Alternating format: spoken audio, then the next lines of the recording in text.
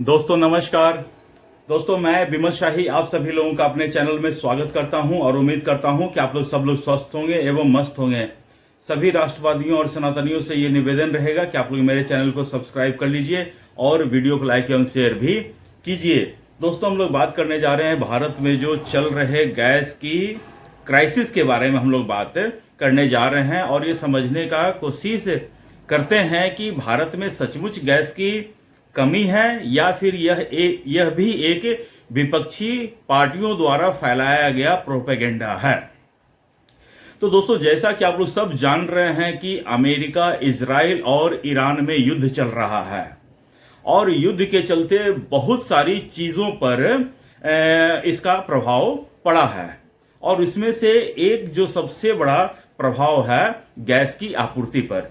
इसमें कहीं कोई दो मत नहीं है कि गैस की आपूर्ति जो उसका आपूर्ति पर प्रभावित हुआ है, क्योंकि भारत जो है अपने टोटल गैस का 60% इंपोर्ट करता है, आयात करता है दूसरे देशों से और उस 60% में से 80 to 90% स्ट्रेट ऑफ हॉर्मुजा से के रास्ते से भारत आता है। अब चूंकि ईरान और इजराइल में, ईरान और अमेरिका में युद्ध चल रहा है, युद्ध की स्थिति है, तो वो जो स्ट्रेट ऑफ हॉर्मुजा है उससे जो है यातायात प्रभावित हुआ है और इससे जो है वहां से जो निकलने वाली जहाज है वो समय पर वहां से निकल नहीं पा रही है और पहुंचने में देर हो रही है। तो इससे एक बात तो साफ है कि भारत में गैस की कमी है और सरकार ये मान भी रही है कि हाँ भारत के पास अभी गैस की कमी है और इसको पूर्ति करने के लिए भारत की सरकार अपने तरफ से हर संभव प्रयास भी कर रही है। जैसे कि भारत सरकार की तरफ से क्या क्या स्टेप उठाए गए हैं। भारत सरकार की तरफ से स्टेप उठाए गए हैं कि घरेलू आपूर्ति को सबसे पहला प्रायोरिटी दिया जा रहा है, ठीक है। उसके बाद हॉस्पिटल्स और स्कूल के ऊपर सेकंड प्रायोरिटी पर हैं। उसके बाद थर्ड प्रायोरिटी पे हैं होटल्स, रेस्टोरेंट्स, इंडस्ट्रीज। इन लोगों को गैस सबसे अंत में मिलेगा। इसके साथ के साथ ही भारत सरकार ने अपने सभी रिफाइनरीज को कहा है कि गैस एलपीजी के प्रोडक्शन में बढ़ोतरी करें, ठीक है। उसके साथ ही एलपीजी जितने भी रिफाइनरीज हैं सबने अपना प्रोडक्शन 25% बढ़ाया भी है। लेकिन भारत देश में आपदा में लोग अवसर खोज लेते हैं। अभी ये आपदा का समय है, इसमें भी कुछ लोगों ने कालाबाजारी, ब्लैक मार्केटिंग, इन सबको धंधा बना लिया है। गैस का सिलेंडर का प्राइस जहां 1000 रुपया है वहां कई जगहों पर ऐसा न्यूज में आ रहा है, सुनने को आ रहा है कि लोग 3-3 हजार में ब्लैक में बेच रहे हैं। तो ऐसे ब्लैक मार्केटिंग पर और मुनाफाखोरी पर सरकार कार्रवाई भी कर रही है।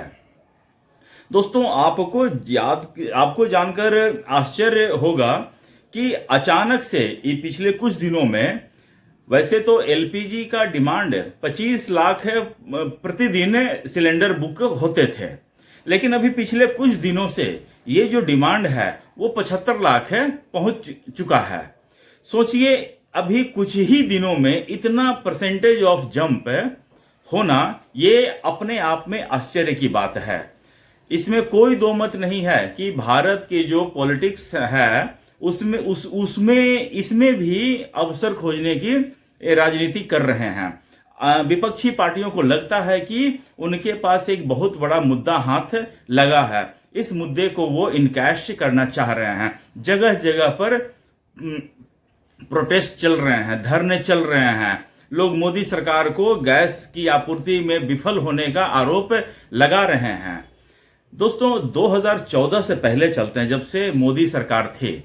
2014 में आपको जानकर आश्चर्य होगा, जो लोग मेरी उम्र के लोग हैं उनको ये चीज ज्यादा समझ में आएगा। 2014 से पहले भारत में गैस सिलेंडर की टोटल गैस कनेक्शन थे 14 करोड़ और आज तक के डेट में ये कनेक्शन हो चुके हैं 35 करोड़। तो सोचिए 2014 से लेकर आज तक भारत में गैस की कभी किल्लत हुई ही नहीं है। कभी आपने विपक्ष का इस तरह का प्रोटेस्ट देखा ही नहीं है, चाहे वो प्राइस को लेकर, चाहे वो आपूर्ति को लेकर। लेकिन विपक्षी पार्टियों को लगता है, सोचिए कांग्रेस के समय में गैस का होना एक स्टेटस सिंबल माना जाता था। हर किसी के घर में गैस नहीं होता था। उस समय मुझे याद है 2014 से पहले, 2014 का जब चुनाव आने वाला था, तो मनमोहन सिंह की इकोनॉमिस्ट वाली जो सरकार थी, वो इस चीज का फैसला कर नहीं पा रही थी कि हम लोगों को एक साल में 9 सिलेंडर दें या 6 सिलेंडर दें या 12 सिलेंडर दें। इस चीज के ऊपर कई दिनों तक बैठकें चली थी। और आज राहुल गांधी हो या विपक्षी पार्टियां हो, वो मोदी सरकार को कोस रही हैं। मोदी सरकार 35 करोड़ गैस कनेक्शन को पिछले 10 सालों से सक्सेसफुली और बहुत अच्छे तरीके से मैनेज करके चल रही थी। लेकिन अभी वॉर के समय में अगर किसी तरह के अनप्रेसिडेंटेड सिचुएशन होता है, इसमें सरकार मान रही है और सरकार हर संभव प्रयास कर रही है कि किसी तरह का लोगों को कोई परेशानी न हो। लेकिन कई बार क्या होता है ना दोस्तों, इस देश में लोग पैनिक कर जाते हैं। अभी कुछ दिन पहले की घटना है, कुछ दिन यह है या कुछ महीने हो या कुछ साल पहले घटना है, लोगों में ऐसी अफवाह फैल गई कि भारत में नमक का शॉर्टेज है। अब आप यकीन नहीं करेंगे कि लोग जो है नमक खरीदकर अपने घर में स्टॉक करने लग गए हैं। और नमक का प्राइस अचानक जो 20 या 25 रुपए में मिलता था, वो 200-200 रुपए का मिल रहा होता है। आज अगर एक न्यूज आ जाए कि फलाने बैंक की स्थिति ठीक नहीं है, तो लोग सबसे पहले उस बैंक में जाकर लाइनें लगाकर उसके एटीएम से पैसे निकालना शुरू कर देते हैं। सिचुएशन पहले कितनी खराब थी ये कहा नहीं जा सकता है, लेकिन लोगों का एक्ट से उस बैंक को या उस प्रोडक्ट पे असर पड़ जाता है। यही हाल हो रहा है अभी। बैंक का भारत में गैस की सिचुएशन कितनी खराब है ये किसी को पता नहीं है। लेकिन जब लोगों ने सप्लाई और लोगों ने डिमांड करना शुरू कर दिया, तो किसी भी मतलब कि कोई भी कंपनी हो, कितना भी कंपनी हो, इस तरह से अनप्रेसिडेंटेड डिमांड को आपूर्ति करने में हर किसी को प्रॉब्लम आ सकती है। तो राजनीति अपनी जगह है और आपूर्ति अपनी जगह है। सरकार पूरी तरह से प्रयास कर रही है। सरकार ये कह रही है कि आप एलपीजी से पीएनजी पर शिफ्ट कर जाओ। तो हर एक तरह का विकल्प सरकार लोगों के पास दे रही है, सरकार को मुहैया करवाई जा रही है। तो ये सारा चीज इस देश में चल रहा है।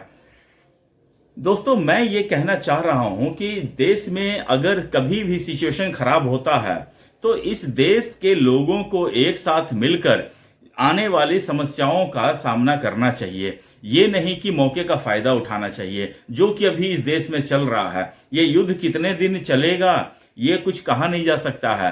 सोचिए, तेल का जो सबसे बड़ा उत्पादक देश है, सऊदी है, कतर है, वहां के लोगों को भी मैंने देखा है लाइन में सिलेंडर लेकर खड़े हैं। भारत में सिचुएशन अभी उतनी पैनिक करने वाली नहीं है, लेकिन लोग फिर भी सिलेंडर ले लेकर जा रहे हैं। और जिनको जरूरत नहीं भी है, तो वो भविष्य सोच रहे हैं कि पता नहीं 1 महीना बाद क्या होगा स्थिति, उसके लिए भी अभी से ही तैयारी शुरू कर रहे हैं। और जबरदस्ती का लोग लाइन में लगकर खड़े होकर अपना जबरदस्ती का टाइम बर्बाद कर रहे हैं।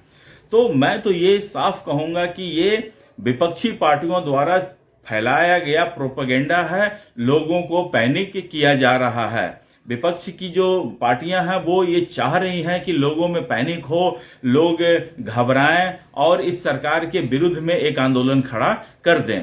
जब जो कि ऑब्वियस ही बात है कि विपक्षी पार्टियों द्वारा सही मुद्दे को लेकर कभी कोई आंदोलन खड़ा ये लोग कर नहीं पाए हैं। तो हमेशा ये लोग झूठी कोई इशू को लेकर आते हैं और एक झूठा आंदोलन खड़ा करने का प्रयास करते हैं, जो कि इनका कभी सफल हो नहीं पाता है। तो आप लोग दोस्तों मुझे बताइए कि आपको क्या लगता है कि भारत में सचमुच में एलपीजी गैस की क्राइसिस है या फिर ये भी एक अपोजिशन का प्रोपेगेंडा है और ये प्रोपेगेंडा भी अन्य मुद्दों की तरह धराशायी होगा? दोस्तों, मुझे आज के लिए इतना ही अपडेट देना था। आप लोग अपना ख्याल रखिए, स्वस्थ रहिए, मस्त रहिए। तब तक के लिए नमस्कार, बाय।